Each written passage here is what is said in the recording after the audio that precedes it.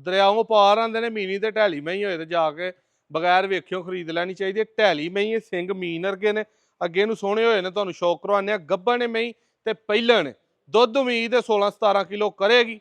ਸਿੰਘਾਂ ਦੀ ਜਿੱਡੀ ਸੋਹਣੀ ਮੀਨੀ ਹੋਣੀ ਚਾਹੀਦੀ ਓਡੀ ਸੋਹਣੀ ਨਹੀਂ, ਦਰਮਿਆਨੀ ਹੈ, ਥਣਾ ਦੀ ਸੋਹਣੀ ਹੈ, ਚੱਡੇ ਦੀ ਸੋਹਣੀ ਹੈ। ਕਦੋਂ ਜਿੰਨੀਆਂ ਮਈਆਂ ਐਤਕਾਂ ਗੱਡੀ ਚ ਆਉਂਦੀਆਂ ਸਾਰਿਆਂ ਨਾਲੋਂ ਉੱਚੀ ਹੈ ਤੇ ਰੇਟ ਇੰਤਹਾਈ ਮਕੂਲ 4,30,000 ਰੁਪਏ ਦੇ ਵਿੱਚ ਝੋਟੀ। ਜਿਹੜੇ ਭਾਈ ਨੂੰ ਗੱਭਣ ਪਸੰਦ ਆਈਏ ਉਹਨੇ ਰਾਬਤਾ ਕਰ ਲੈਣਾ। ਲੋਕੇਸ਼ਨ ਆਪਣੀ ਸਿਆਲਕੋਟ। ਇੱਧਰ ਸਾਹਮਣੇ ਲਿਆਓ ਜ਼ਰਾ ਭਾਈ ਕੈਮਰਾ, ਅੱਖਾਂ ਤੋਂ ਸਿੰਘਾਂ ਤੋਂ ਤਸੱਲੀ ਦੇ ਨਾਲ ਵਹਾ ਦੇਣੀ ਹੈ। ਠੀਕ ਹੈ, ਮੂੰਹ ਝੋਟੀ ਦਾ, ਟੁਰਦੀ ਫਿਰਦੀ ਦਾ, ਘਰ ਜਿਹੜੇ ਰਹੀ ਹੈ ਡਰਦੀ ਭਰਾ ਹੈ, ਨੇੜੇ ਆਈਏ ਤੇ ਡਰ ਲੱਗਦਾ। ਭਾਈ ਤੇਰਾ ਫਾਣਾ ਇਹਨੂੰ ਪਰਾਂ ਟੋਰ ਹਾਂ, ਪਰਾਂ ਟੋਰ। ਲੋ ਜੀ ਦੋਸਤੋ, ਇਹ ਢੈਲੀ ਝੋਟੀ ਦਾ ਟੁਰਦੀ ਫਿਰਦੀ ਦਾ ਤਸੱਲੀ ਨਾਲ ਸ਼ੌਕ ਕਰ ਲਓ। ਚੱਡੇ 'ਚ ਬੜੀ ਜਿਹੀ ਥੱਲੇ ਸਪੇਸ ਲਾਂਦੀ ਹੈ ਪਈ।